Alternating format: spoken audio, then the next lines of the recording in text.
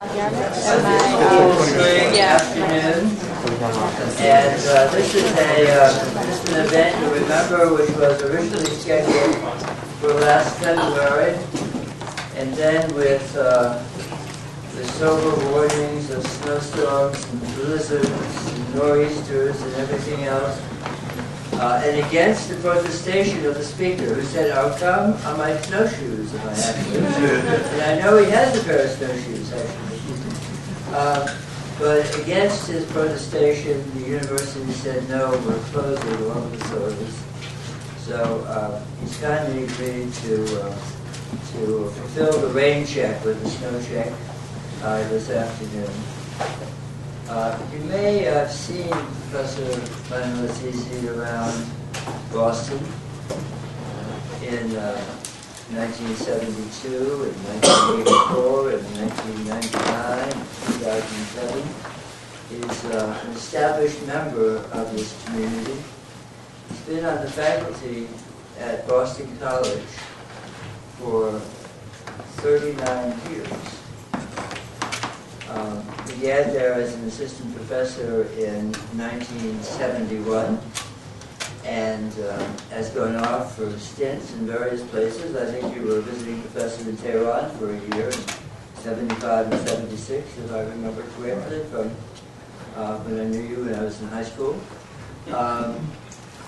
You were at St. Anthony's in Oxford for a while, and at various other places, I think Stanford. You were off in Beirut for a while, and lecturing in all sorts of different places in Europe and so on. But always coming back to Boston and very much associated with the fine academic program at Boston College.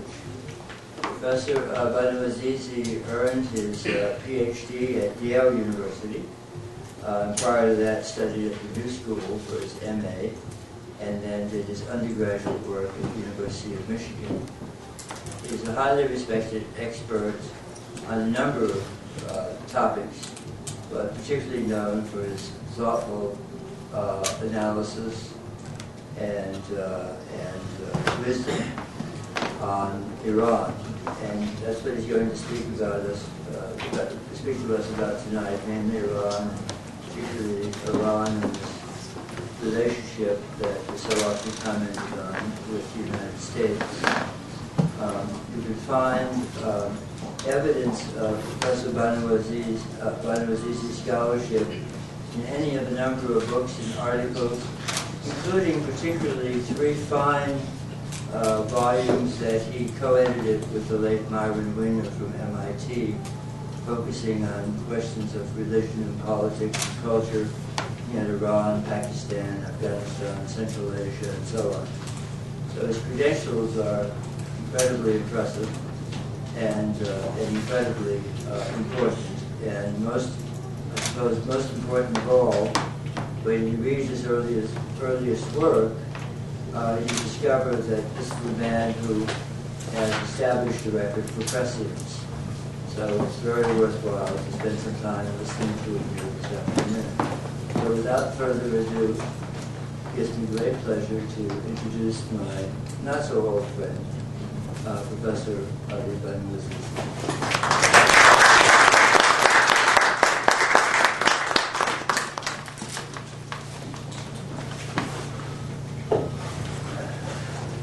Thank you so much for your generous, somewhat undeserved compliments, introduction. I'm delighted to be here. I think I've done this once before, probably at BU, my great delight. And I should say that it's somewhat daunting, I think, to talk about a topic that is so much in the news, so copiously covered by the media, U.S Iran Relations. It's practically in the headlines every day. And I must tell you that I actually approached Professor Norton and asked whether I could talk about something more offbeat. And he he unhesitatingly said no. I remember that this talk is sponsored by the International Relations Department and Center and the Institute for Contemporary Muslim Civilization and Societies. And the students are IR students, so they are most likely to be interested in this topic and not much else that you might have to say.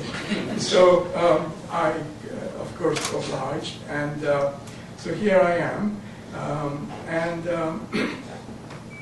What I would like to do is to first maybe take a quick take on where we are today, literally today, and then try to hopefully shed some light and talk about the background, some of the forces that are operative in this relationship, and to then, with your participation, hopefully speculate about possible futures of the U.S Iran relations.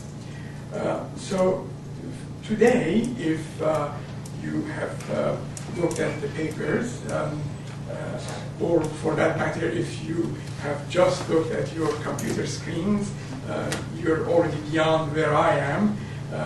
As you know, this conference in Washington just ended, a conference with 47 different nations participating, the purpose of which is or was to ensure that nuclear material is kept out of the hand of potential terrorists. And very important issue, needless to say, and as President Obama has said a number of times, perhaps the greatest security threat to the United States at the present time. But by various accounts, Iran was not only in the background, even though Iran was not invited, neither would Iran have accepted to come to such a conference, but nonetheless, there was a great deal of attention paid to the case of Iran, and perhaps one of the more or most important diplomatic achievements of the conference took place on the sidelines yesterday morning on the way to the meeting, or at the meeting site. President Obama had a 19-minute session with Hu Jintao, the president of China, and they reached an agreement to get the Chinese on board, so to speak, with regard to the upcoming sanctions that are going to be discussed and agreed upon, hopefully in the United Nations Security Council. And China, who had been quite reluctant to join the sanctions talk, has apparently agreed to not only not veto the resolution once it passes, which I believe is most likely to pass sometime in late April or possibly early May, but actually to vote for it. So on the surface, it sounded like an achievement, but if we pause for a moment and look back at the three previous occasions where China was approached with a similar demand and ultimately agreed to under the Bush administration. As you know, there are three outstanding sanctions. UN Security Council imposed sanctions on Iran. So it was a very similar story. But then what China did was to, in fact, in the course of the discussions that led to the ultimate decision, was to water down the sanctions considerably. And in fact, true to form, this agreement that was reached only yesterday, today the Chinese Foreign Ministry, through its spokesman, indicated that China is in favor of a two-track policy. Yes, ultimately perhaps sanctions, but the principal emphasis should be on negotiations. And I believe it's most likely that China would play the same role as it did last time around. So there will be a new sanctions regime, the fourth round, but probably not as encompassing and as far-reaching as the U.S. and the Western powers would like it to be. In the meantime, of course, all of this is taking place in the context of the so-called extended hand or engagement policy of the Obama administration. And it's very unclear what would happen if Iran is not persuaded to end its enrichment program, and if it continues to push ahead with its enrichment and ultimately the development of at least a breakout, so-called breakout policy towards the development of nuclear weapons. All of that is very much in question. I don't believe anyone can speak with any certitude about the outcome of all of that, but clearly we are in a very uncertain situation insofar as the demands on Iran are concerned and as to what Iran's response is likely to be. So that's where we are right now. I think it would be fair to call it a stalemated relationship between the West and Iran, at least with reference to nuclear program of the country. So what I would like to do is to talk about 4 or 5 if you will, themes, sets of questions that, in my judgment, are relevant to the understanding of the present situation and may contribute to our ability to think about its possible futures. So these are some of the influences, some of the background factors, some of the considerations that would come into play in our understanding the present state of the relationship between Iran and the U.S. So let me first mention what they are, and then spend a few minutes on each of these, and hopefully then come back to the present situation and speculate with you as to where we might be headed. The four or 5 considerations are as follows. First one that I would like to talk about a bit is the history of the relationship. In fact, it's not a very long history. Roughly, for all intents and purposes, 100 years or so, and I will tell you in a moment why I say 100 years or so. It's a very, very narrow edge, so nothing stays on it, but maybe I don't need my notes. So one theme is an attempt on my part to portray for you the memory of the relationship, the collective memory of the relationship between the United States and Iran, going back to the early years, early beginnings of that relationship. The second part has to do with the impact of 3 major events, starting with the Islamic Revolution of 1978-79. Immediately afterwards, the hostage crisis, starting in November 4th of 1979 and ending on January 20th of 1981, followed concurrently to some degree with the Iran-Iraq War. Those three events are quite determinative, if you will, quite relevant, quite salient as far as U.S. Iran relations are concerned. Needless to say, those are greatly influential and significant aspects of this relationship.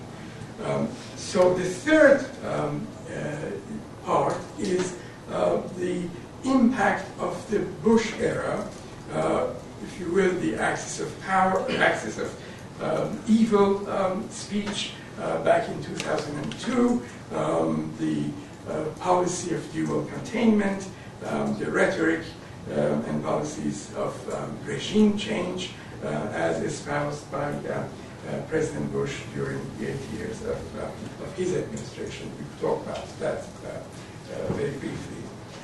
The fourth factor of much more recent vintage is what happened back in the summer of last year.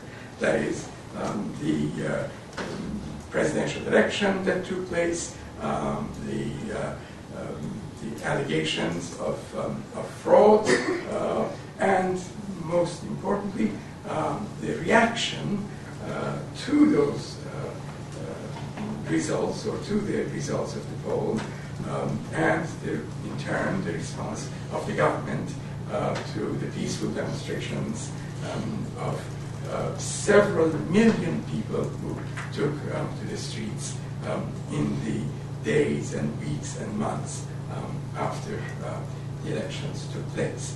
If you will, not only the conduct of the revolution, but the government's response and the impact of all of that on the legitimacy and popularity of the Islamic regime in Iran. That's the fourth factor.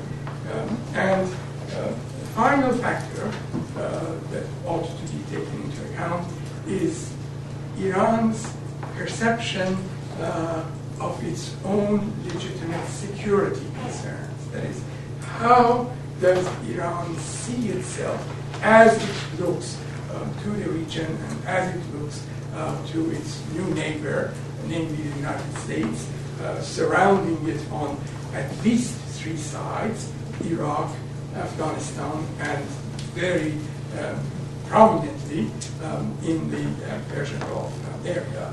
So what are the security implications of that kind of neighborliness, and what in the minds of Iranian strategists are the, if you will, use a term used in a different context, the existential threats that they perceive as they look at the region and at the power of the United States breathing over their heads. Those are the five sets of considerations that I think bear on the present state of the relationship.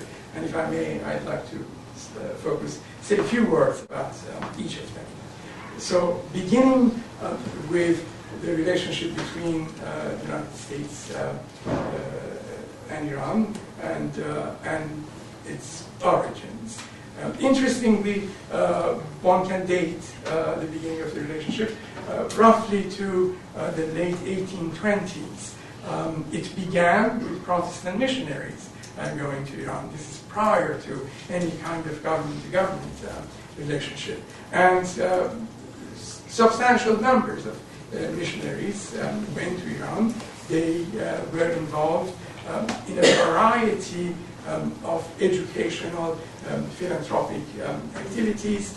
They set up many schools, and these are quite significant undertakings, institutional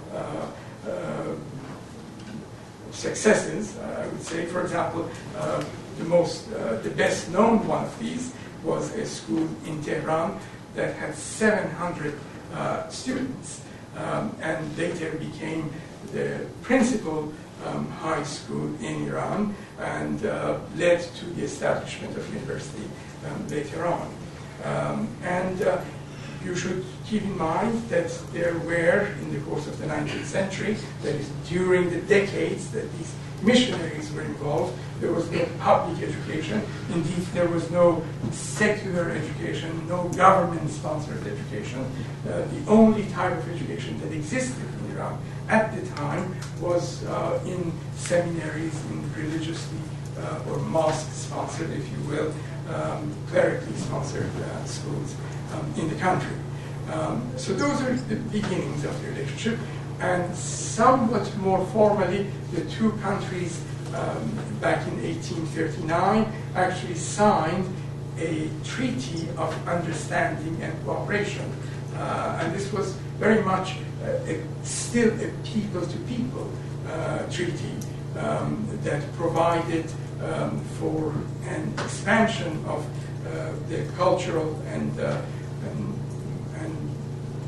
social relations between the two peoples, Iran and Iranians and Americans. And that treaty was signed in the capital of the Ottoman Empire, Constantinople.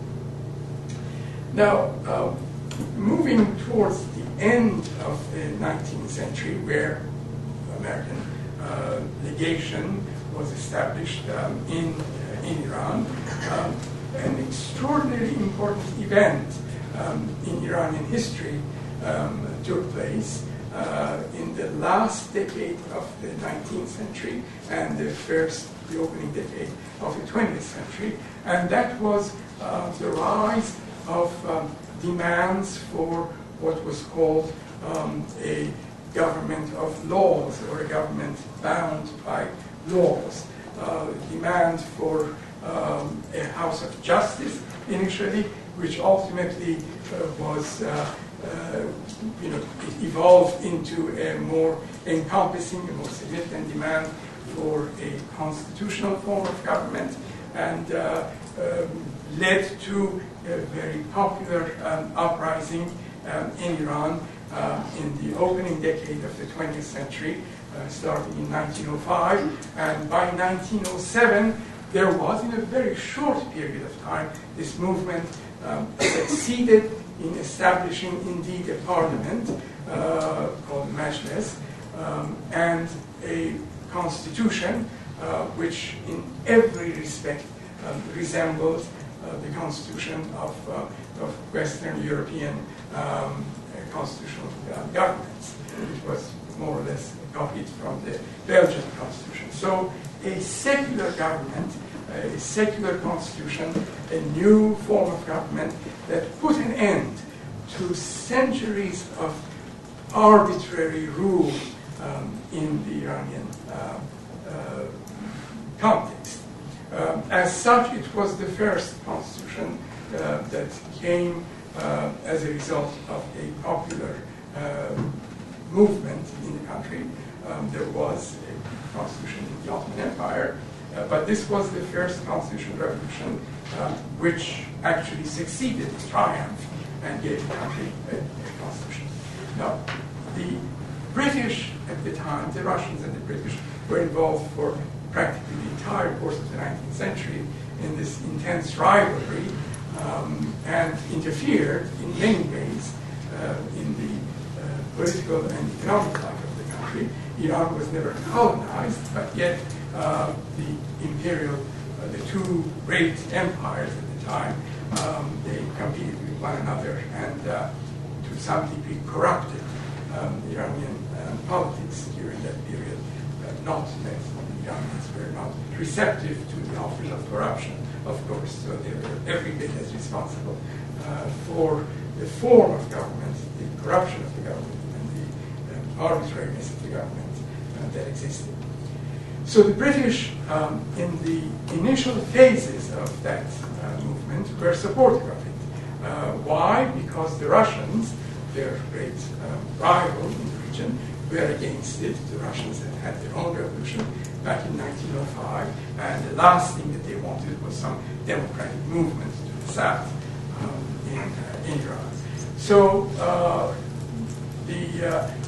and indeed, in one remarkable episode in the Constitution, the constitutionalists asked the head of the British legation in Tehran whether they could enter the grounds of the British embassy and take refuge. And the British ambassador, head of legation, thought that probably a handful of people would do that. Within a matter of days, thousands and thousands of people took refuge on the grounds of the British embassy and made it into a veritable school for constitutionalism.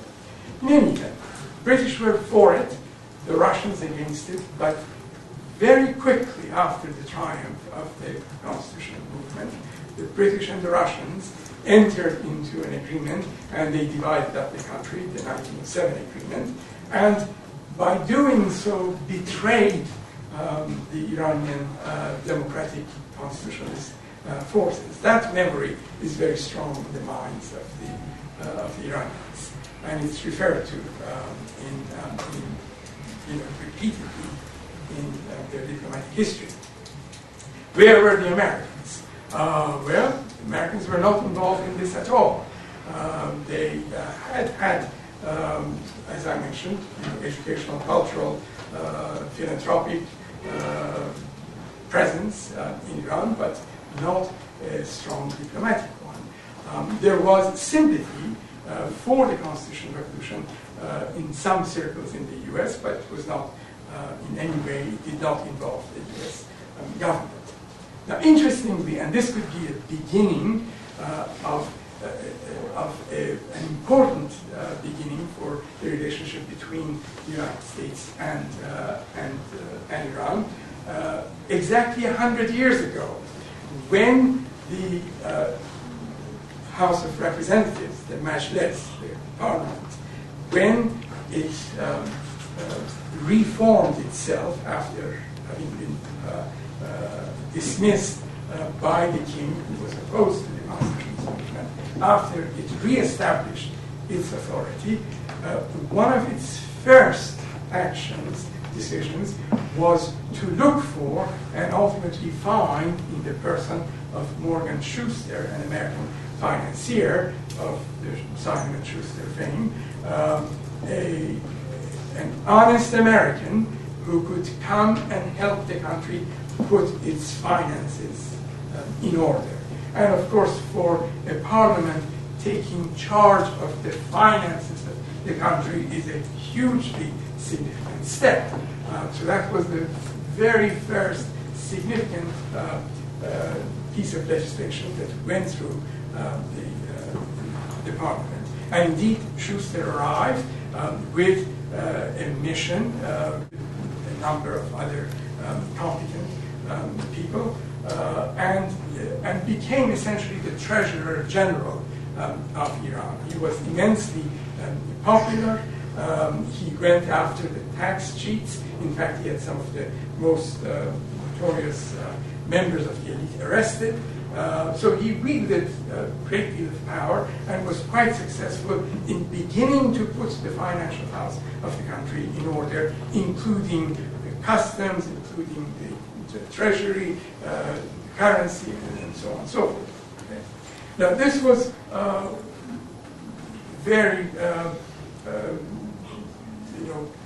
of great concern to the Russians, who thought that Schuster was indeed establishing a constituency and strengthening the parliament against the will of the monarch, who at the time was pro-Russian.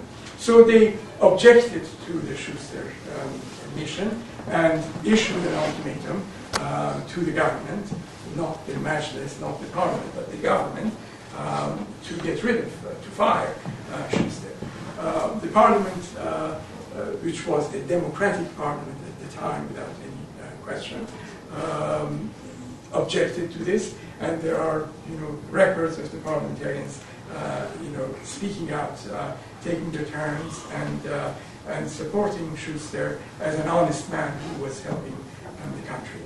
But ultimately, when the Russian soldiers came and occupied part of Iran and put some force behind their ultimatum, the government had no choice but to fire Schuster. He subsequently wrote a wonderful book called The Strangling of Persia, how Persia was strangled by the two great powers. The British said nothing, they did not object, and because they had entered into that agreement with the Russians. So the first encounter, the first significant encounter between the U.S. and was a highly positive one, and the memory of Schuster is still a highly positive part of Iranians' collective memory. In the subsequent decades after, in the 20th century, the U.S. Iran relations were again, they never acquired kind of imperial or sinister orientation as far as the U.S. was concerned. And various American presidents, in fact, were sympathetic to Iran immediately after the First World War, for example, and then during the Second World War, when the British and the Russians invaded the country as part of the broader war strategy, the United States played a relatively impartial role. Yes, of course, it was part of the occupying forces, but it was understood in Iran that this was not an act that was directed against Iran, but as part of the greater strategy of the West. And at the conclusion of the war, when, according to the agreement that had been reached among the Allies, principally between Great Britain, Soviet Union, and the United States, that they should leave at the conclusion of the war, the Russians began to drag their feet, and they set up essentially a puppet government in the northern region of Iran, in Azerbaijan, and the United States, and remember now this is 1946, the United Nations has just been formed, and one of the first deliberations within the Security Council was one that was brought by the United States, this is now the Truman administration, and demanded that the Russians should leave Iran. This is, by the way, regarded as the first salvo of the Cold War. And eventually the Russians agreed, and once they pulled out their troops, that puppet regime in Azerbaijan fell. So once again, the point I'm trying to emphasize is that the US's position vis-a-vis Iran was one that was in great accord, it seemed, with Iran's interests, and indeed the interests of Iranian nationalists, who obviously did not want to see the Soviet Union occupying part of their country. And after the war, the United States continued to support Iran by military missions and economic aid and so on and so forth into the early 1950s. For example, President Truman, with his Point 4 program, which was in those days a very major part of U.S. AID type policy. If I may be allowed a small digression, I remember I was in 5th grade, this is in 1952, and our teacher announced that the election had been won by a Republican, President Eisenhower. And at that time, I remember raising my hand and asking, sir, what is going to happen to the Point 4 program? Because I had understood that to be a democratic Truman program. And he, of course, couldn't answer. He said, oh, well, I don't know, it will probably continue. The point of that is that it had seeped down to that level in the society that people knew about the United States, people knew about the public health programs that the U.S. sponsored, at least, let's say, the urban population. The rural population was the beneficiary of some of these programs, but the urban population, certainly at my level, was well aware of the U.S.'s role at the time. All right. Now, the next big event, as everybody knows, is the 1953 coup d'etat, which now changes the color and changes the standing, the perception of the United States in a very significant way. I'm not going to review the background to the coup, the 1953 coup, but suffice it to say, and I think these are important facts when you think about the 1953 coup, that the dispute was not with the United States. The dispute involved one between the Iranian government and the British so-called Anglo-Iranian oil company, a British corporation. It was a dispute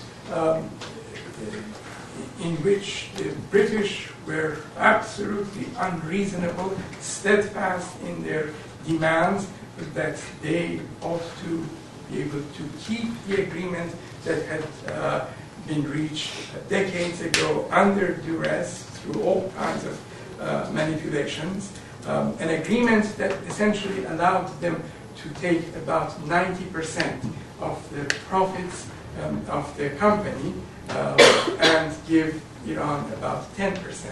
So a highly unfavorable treaty or agreement between the Iranian government and the British oil concern. It smacked of imperialism. It was strongly objected to, the agreement, by President Truman, by various people within his administration. Indeed, even after the election of President Eisenhower, there is a history of correspondence between the leader of the oil nationalization movement in Iran, Dr. Mossadegh, and Eisenhower is initially quite receptive to him, and he declares that he has no interest in seeing the continuation of the unfavorable agreement with the British. And ultimately, it's a long story, the British persuaded the new Eisenhower administration, involved as it was with issues of communism and thinking of Iran as a possible domino that would fall, that ultimately the Eisenhower administration, the person of the two Dulles brothers, went along and brought about or staged the coup d'etat in 1953. So that obviously was an extremely painful chapter for Iranians. Mossadegh was enormously popular. He was a charismatic figure. He had stood not only for a cause that the vast majority of Iranians saw as just and right. He had argued Iran's case quite forcefully in the United Nations and then at the World Court in The Hague, and prevailed.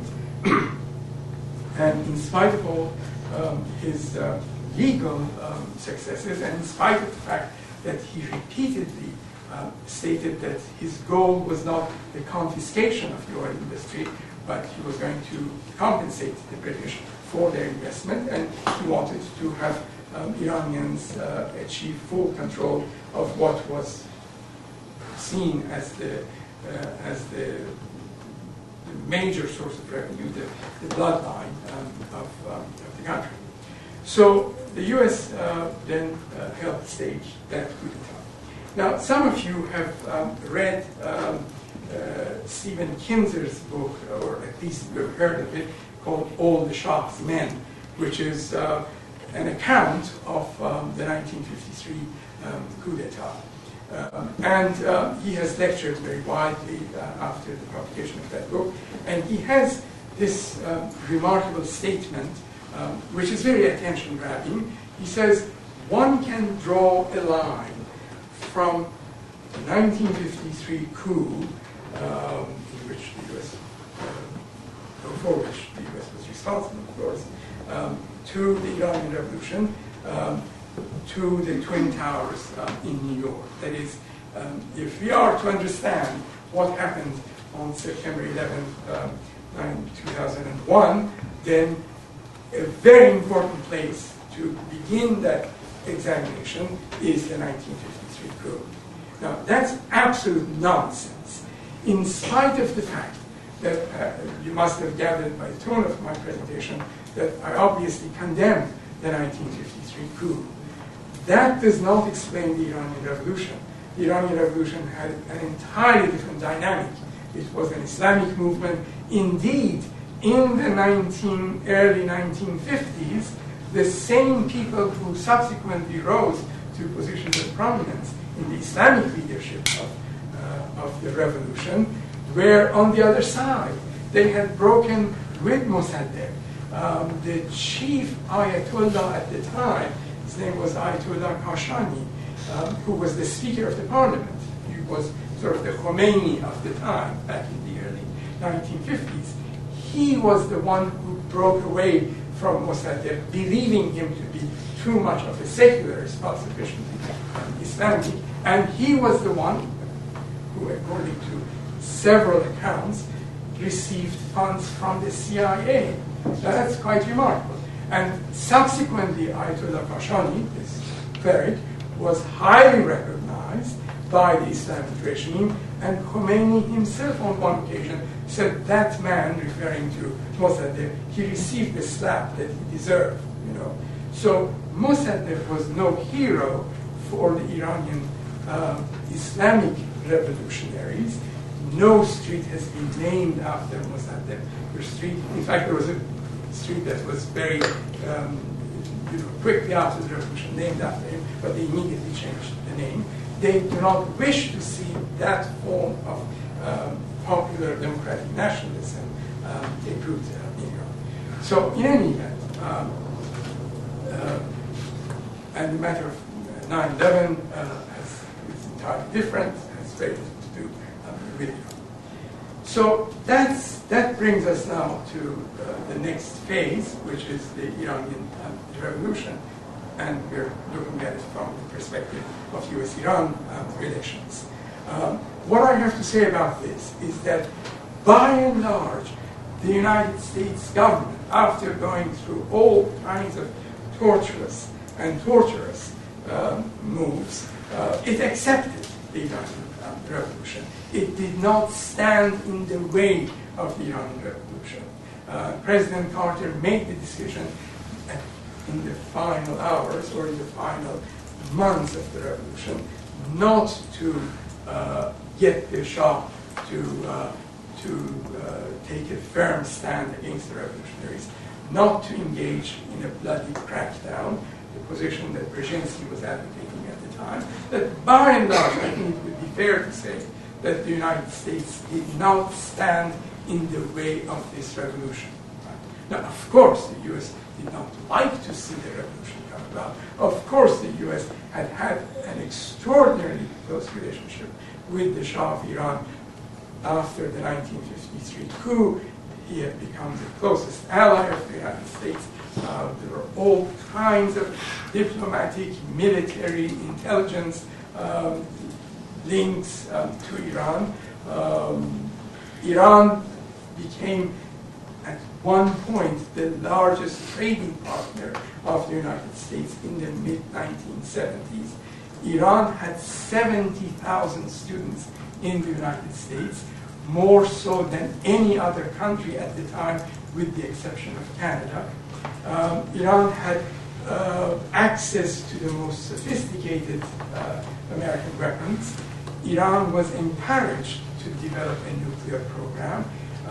In fact, had the Shah stayed in power a few more years, the revolutionary regime would have inherited, an off-the-shelf, atomic capability.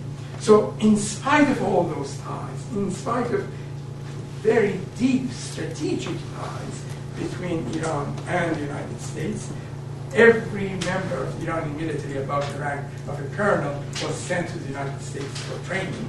So that was the kind of relationship that existed. In spite of all of that, the U.S. accepted the revolution, did not engage in what it could have done, possibly could have done, by encouraging the Shah or trying to somehow or other prevent the revolution. It would have been a foolish thing to do, obviously, but it did not attempt to do that. So I think the formative event among the three that I meant, events I should say, among the three that I mentioned, insofar as the future, that is the past 20, 30 years of U.S. Iran relations is concerned, is the hostage crisis and the Iran-Iraq war.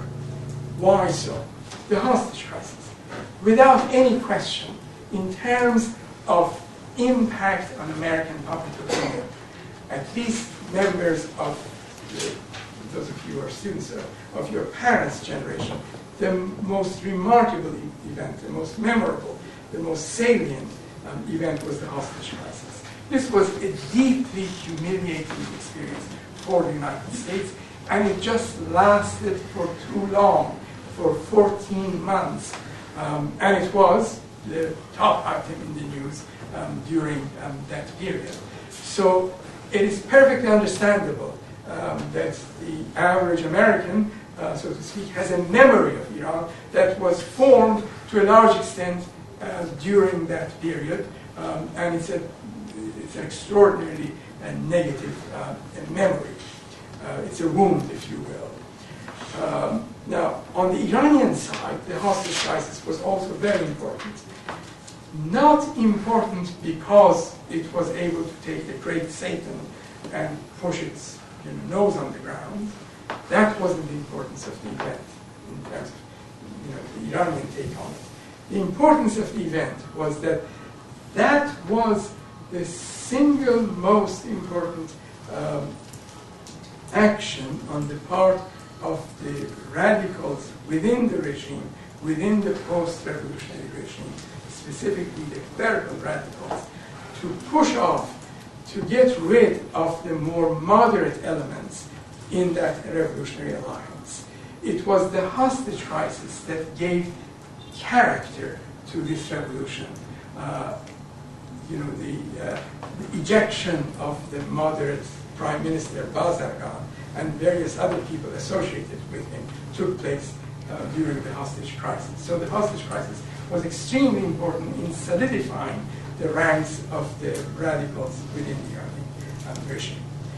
Now, the hostage crisis, of course, led to a series of prolonged negotiations, and ultimately the hostages were released unharmed. The Iran-Iraq war is an important episode for the following reason. That, first of all, this was the bloodiest war, regional conflict, after the Second World War. The estimates vary, but without any questions, hundreds of thousands of people died on both sides, and several times that number were the casualties of the war. From the Iranian point of view, Iran was all alone in that war. All the Arab nations, with the exception of Syria, supported Iraq. All the Western nations, including France, very significantly, including Great Britain, and the United States, supported Iran. Towards the end of the war, the U.S. practically entered the theater of war by flagging, ships, and by almost goading the Iranians to get into a conflict. And on one occasion, they literally obliterated half of the Iranian navy. So, and provided all kinds of intelligence, aerial intelligence support and information to the Iranians, to the Iraqis in their combat against Iranian forces. So the U.S. participated in that war, and it was an existential threat at some points during that war. The tide turned in the early 1980s, and Iran could have stopped the war, but it chose not to. And the issue of existential threat disappeared. By 1982, Iran was well capable of defending itself after that. So that experience of seeing itself alone in the region, pitted against the various Arab countries, their economic muscle, and of course against the Iraqi forces, with the backing of the United States, it had a great impact on the current generation of the leaders in Iran, many of whom come from the ranks of the Revolutionary Guards, who were the soldiers, who were the commanders in the Iran-Iraq War. It was during that period in which they felt that they were on their own and there was a real threat, not only for their revolution, but for the integrity, the territorial integrity of the country. Right. So we have then that episode in which, with a great impact on the Iranian perception of danger and their sense that they're alone in the region. The third factor that I mentioned was the Bush administration's policies for 8 years, the axis of evil and the regime change rhetoric and so on. Now, I need not review all of that. I think we're all well aware of that. But let me just point to a couple of things. The importance of that from the Iranian side is that it took place, that the speech was given shortly after, almost immediately after, Iran had engaged in what seemed to be a relatively moderating, middling, more constructive approach in its regional policies and indeed in its relationship with the United States. Without any question, Iran played a constructive part immediately after 9/11 in Afghanistan. It helped the formation of the post-Taliban regime. It entered into close discussions with U.S. representatives in Bonn and subsequently, and played a very constructive role in that. Iran had also moderated its relationship with some of the U.S. allies in the region under President Rafsanjani and subsequently under President Khatami. So what seemed to be a moderation of the revolutionary rhetoric and of the policies was, in a manner of a slap in the face, was responded to by the U.S. side with the axis of evil and the subsequent rhetoric of the very hostile rhetoric of regime change. Now, Iran is not entirely guilt-free in this because it engaged in various other actions in Lebanon and elsewhere that led to the ire of the U.S. But by and large, the hostile attitude of the United States seemed impervious to the constructive and moderating steps that Iran was taking at the time. So once again, the conclusion for the Iranian side was that the U.S. Could not be trusted, that fundamentally the United States is against our revolution, that it will not establish normal relations with the country. Now, we come to the next factor that I mentioned, namely the last election, the presidential election of June 12th, 2009.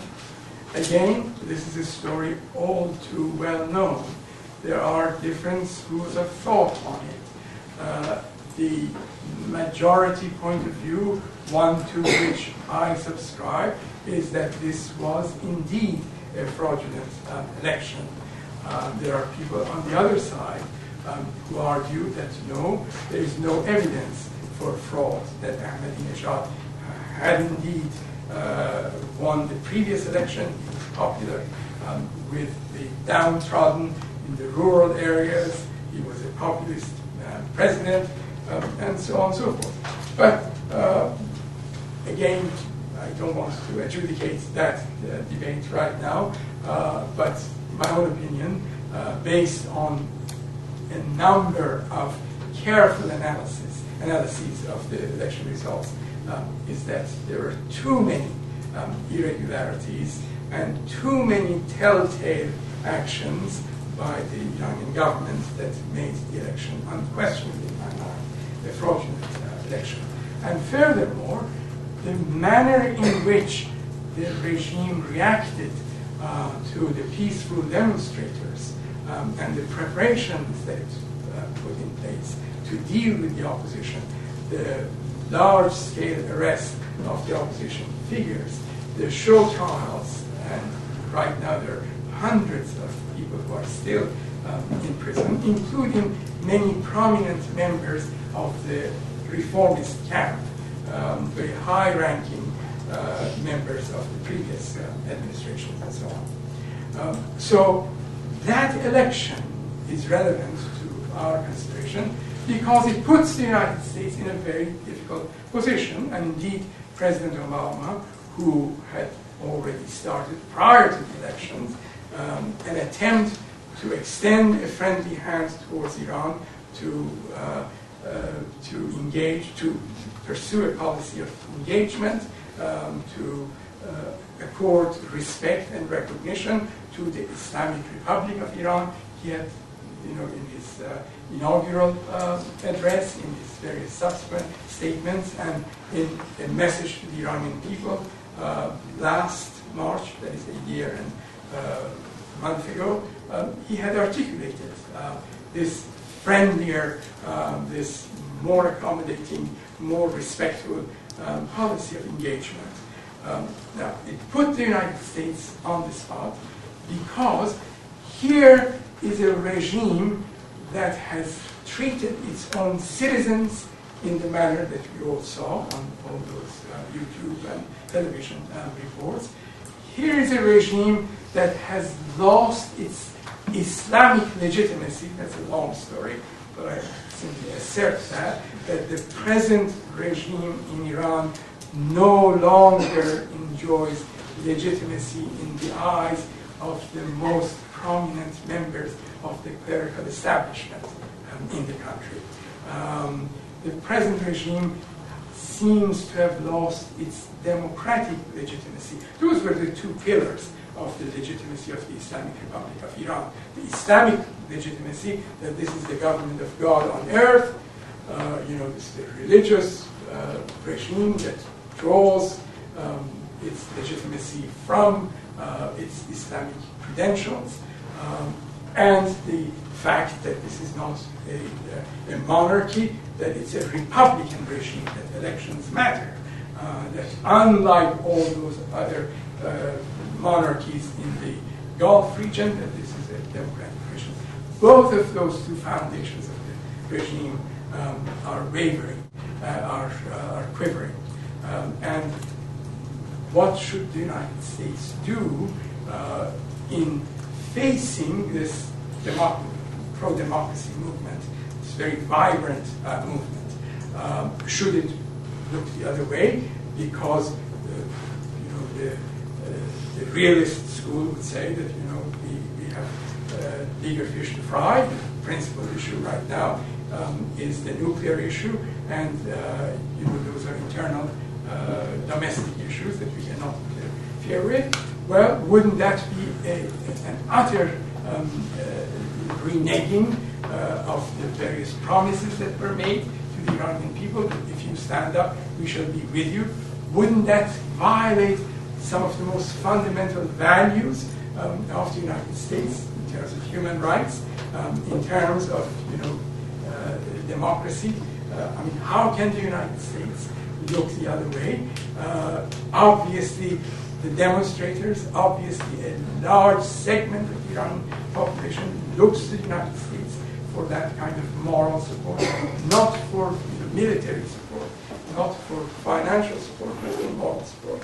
So those are dilemmas for the United States, and to his credit, President Obama changed his rhetoric. He acknowledged repeatedly the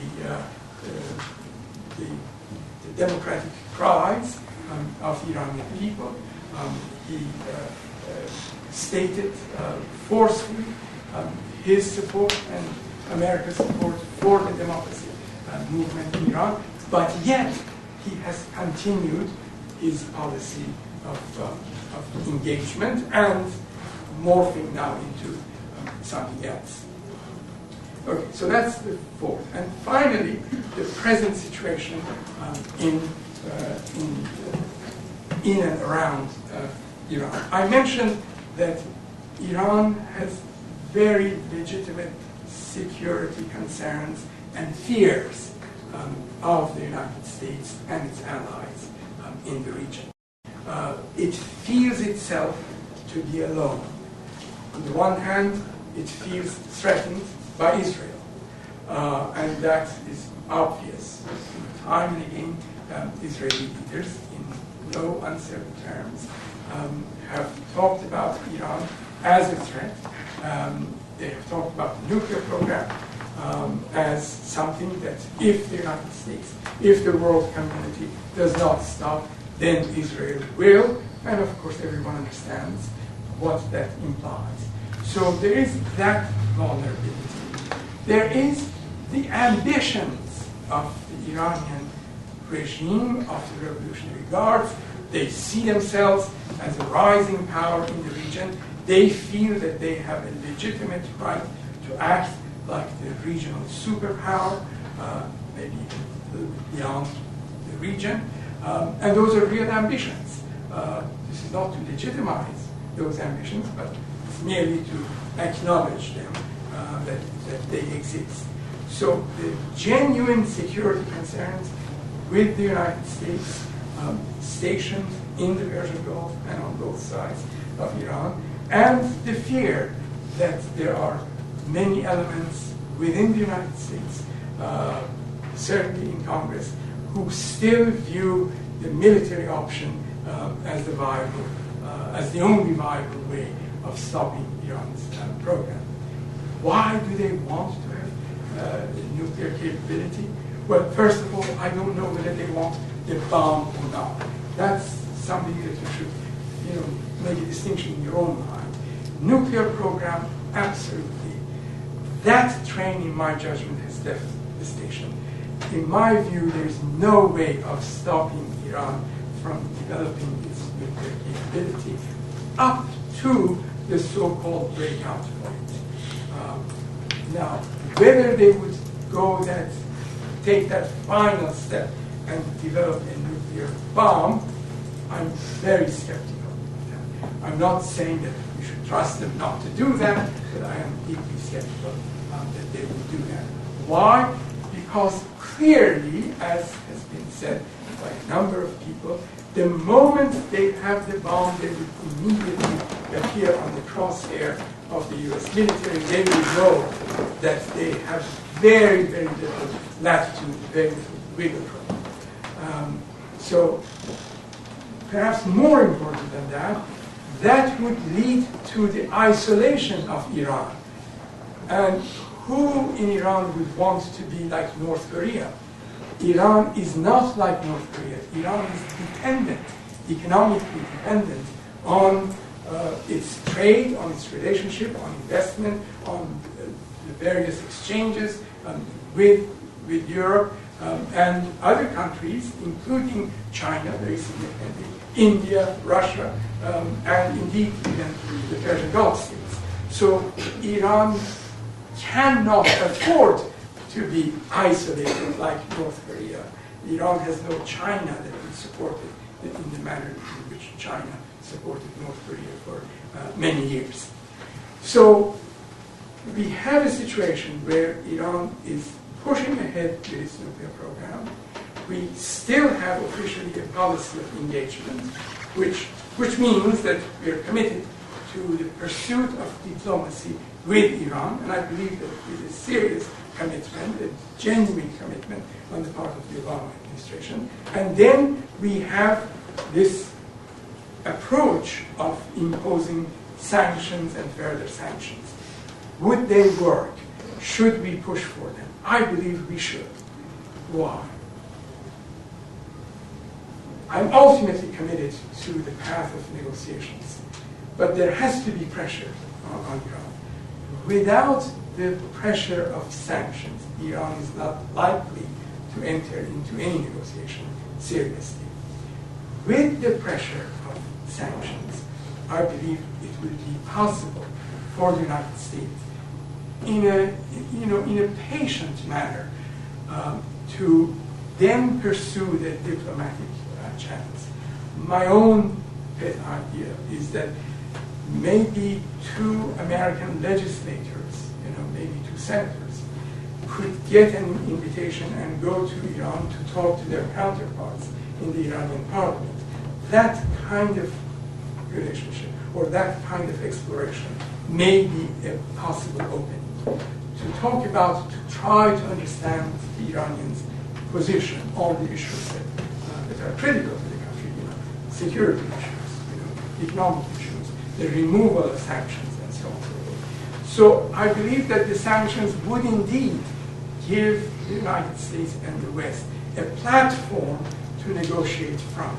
And it is an important platform. Iran is dependent on Western investment in its energy sector.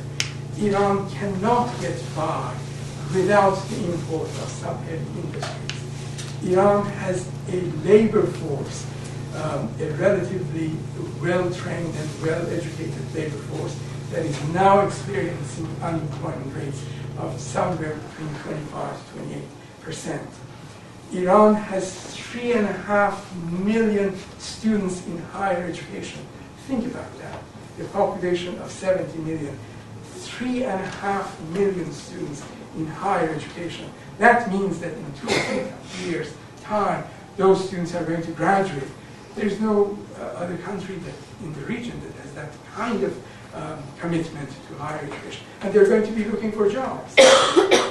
So economically, Iran is absolutely dependent on being integrated, if you will, into the world economy. And it pretty much is not an isolated country right now. And needless to say, the majority of the Iranian population has access to the world politics, to the United States, to the internet and so on and so forth. So it's a politically sophisticated and, in my judgment, a disenchanted, disgruntled population. So for all those reasons, it would be to the interest of Iran to choose the path of non-confrontation. Now, whether that will work or not, whether there is patience in Washington and especially in Tel Aviv or Jerusalem to allow for this to develop, I think that is anybody's guess. But those are some thoughts on the nature of the relationship. Happy to take questions.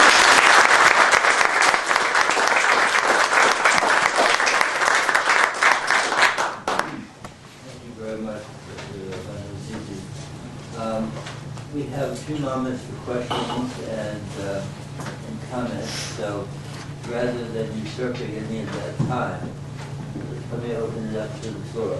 Please. Thank you, first of all.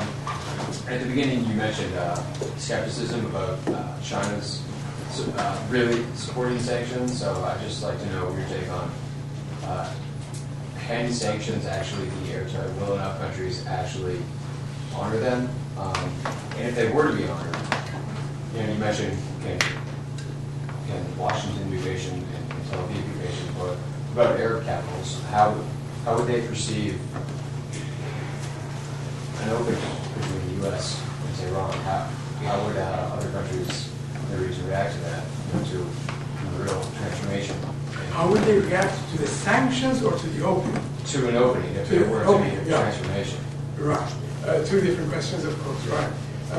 I think sanctions, obviously, they're not going to be airtight, but they would have sufficient moment to hurt, you know.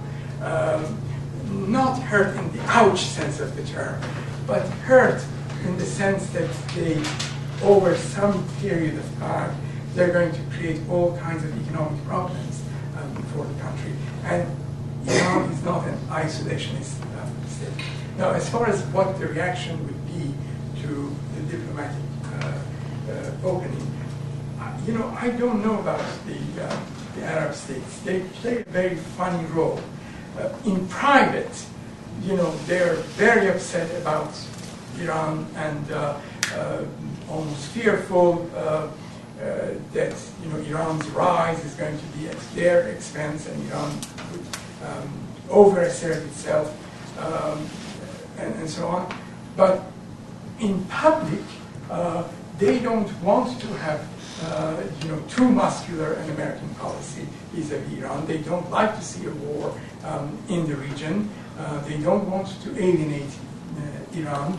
In fact, they have, you know, reasonably correct relationship with Iran. So my guess is that they are not going to play an active role opposing a rapprochement between the United States and Iran.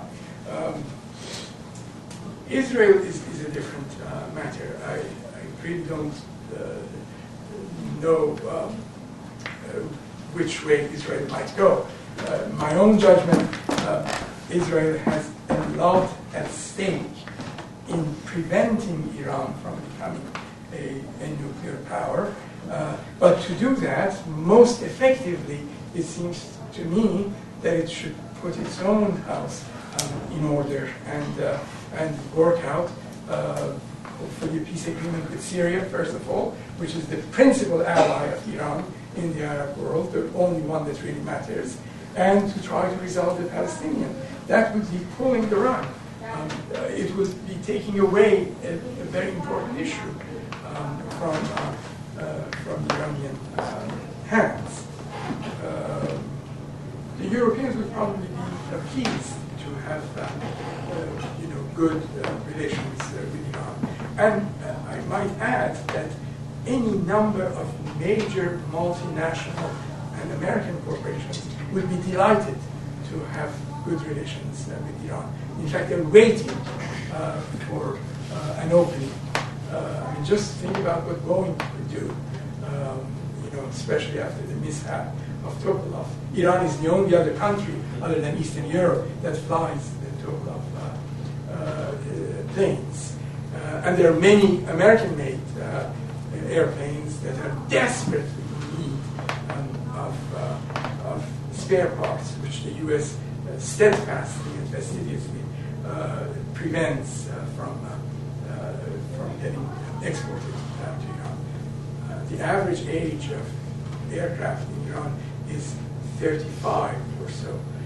So you can imagine some of them are 40 or 50 years old. These are commercial airlines. Yeah. Assuming that, as you said, the train has left on stopping Iran, the Iranian nuclear program, what do you think should be the goal of, if meaningful negotiations were to open up, what do you think the goal on the nuclear side? Yeah. You know, very simple, at least in my pretty simplistic. I always felt that the principal goal in the beginning should have been full transparency. You know, you cannot stop the program. You know, it's just impossible. Right? The goal, I think, should be living within the framework of the NPT. In other words, inspections and abiding by the protocols. I think that's all that can be expected. It would be a loss, it would be a setback to see Iran getting out of the NPT. And by the way, I mean the military solution I didn't talk about for two reasons. One, I'm unqualified to talk about it, and two, I don't believe that there is an appetite for that among the people who do know something about Iran. That is the military people in the strategy, U.S. strategy field. Other question? Yes. There have been reports that extremist elements within the Iranian Revolutionary Guards are getting involved in non-defense related industries in the Iranian economy. When you're talking about sanctions being applied recently, they're being approached to weaken that aspect of the Iranian National Security Organization so dialogue can occur. How do you think that's going to look on the United States in weakening not just the security organizations, but also the entire country as a whole?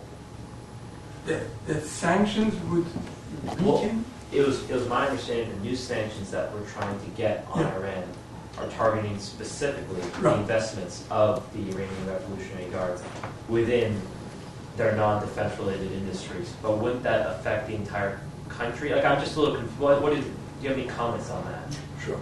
Well, when I talked about the election as being a very important event for U.S. Iran relations, I didn't mean just to moralize about it, we have to support democracy. But one outcome of the election has been unquestionably the rise of the Revolutionary Guards and their increasing, expanding control over many swaths of the Iranian economy. All right? So you're absolutely right. The Revolutionary Guards, those who are in positions of power and great influence economically and politically today in Iran, would take a hit. They would be against the sanctions, and for that matter, they might be even against an opening with the United States, because this is their game, right? But I would like to think that there are still people within the leadership ranks in Iran who would try to juggle these interests, and kind of balance, try to achieve some kind of balance between them. You cannot undercut the Revolutionary Guards. That's the real power, right? But at the same time, you wouldn't want to have the entire economy of the country go into a tailspin and to have to deal with this disgruntled, unemployed population, right? Because you are forcing the country into greater and greater isolation. Thank you very much. Really was great listening to you. I'm thinking about the whole idea of sanctions, and on some levels I agree with you. I think the whole idea of perhaps of the smart sanction, and thinking about his question, I mean, if they really want to put any sanctions and get China on board and Russia on board, and then put a sanction on Iran or on revolutionary guards to the point that it would cripple them to some extent, but not cripple the entire society or not the people. But I'm wondering how that would affect the policies and the reactions of the Revolutionary Guard, of the regime vis-a-vis the opposition. Because it seems that the state has become more and more paranoid about the opposition, thinking that it's the U.S. trying to usher in some form of a velvet revolution, green, orange, what have you, and they have become more and more and more severe and harsh in the relationship or in the treatment of the opposition. Now, how would sanctions play into this game as far as the opposition is concerned? Okay. Well, first of all, I said, in a kind of summary way, that sanctions can be effective. And there are some real examples of sanctions being quite effective. From what I understand, the banking sanctions are remarkably effective. It's very difficult for Iran to engage in any kind of transaction, because in international transactions, you have to have letters of credit, you have to transfer the funds, and so on. It's extremely difficult. Then, a number of major corporations have already taken themselves out of Iran. Siemens Corporation, which is extraordinarily important in Iranian industry, Shell, and a number of other countries. Now, with increasing sanctions, those threats and non-investment in Iran, particularly in the energy sector and so on, is going to increase. So it will get the attention of the Iranian government, the Iranian regime, but particularly in economic terms, right? Now, how would that play out against the opposition? I think to a large extent that will depend on the clarity with which the U.S. and the international community imposes the sanctions and the objectives of the sanctions. They have to be clearly linked to Iran's fulfilling its obligations under NPT, right? So that point needs to be made time and again, that this is not to hurt Iran, but to ensure compliance with the international treaties to which Iran is a signatory. So, and I believe that the Iranian opposition is capable of understanding that. That's not, it doesn't take, we're dealing with a relatively, well, not relatively, with quite a sophisticated opposition. I mean, all these issues are talked about. The Iranians in general are against any kind of blocking of their nuclear program. I think that has been well established. There's national pride and all of that involved in that. But certainly they understand this demand that, yes, we want to have a nuclear industry and so on and so forth, and NPT provides for that, and statements of support. Go ahead. Well, I agree with you there. I mean, Yeah. as far as the majority of the opposition is concerned and how well they may understand the imposition of smart sanctions. And I am wondering how the state, how the regime, how the government may turn around and treat as a way of giving back at the opposition. So people say, see, this is what the U.S. does. Your U.S. Right. does, right? Exactly. So let them say that. How many times, and how credible is that? This is a regime that is experiencing incredible threats to its credibility, right? Day in and day out. Practically anything that it says is, treated with skepticism and caution and suspicion. Do you think that that will go over very well? Yes. Oh, so that shows that they're enemies. I mean, right now, there is an Iranian political scientist, Ziba Kalam, who on Iranian television said that many of the things that we are attributing to the United States and its enmity towards Iran, this is nonsense, right? Again, it's a sophisticated opposition in Iran and sophisticated population, at least the urban population. And this bit about, well, are you just talking about northern Tehran, a segment of the population, or are you talking about the whole country? Well, of course I'm not talking about the whole country, but politics in Iran is not made in the rural areas. Politics in Iran is made right here at the universities, in the urban areas where there is a concentration of population, where people are involved. That was the case in the nationalist movement, the Mossadegh movement. No farmers jumped up and down, no peasants jumped up and down. In the Iranian Revolution, it's a long story, but the Iranian farmers, peasantry, played no role whatsoever in the Iranian Revolution. If anything, they were for the previous regime, right?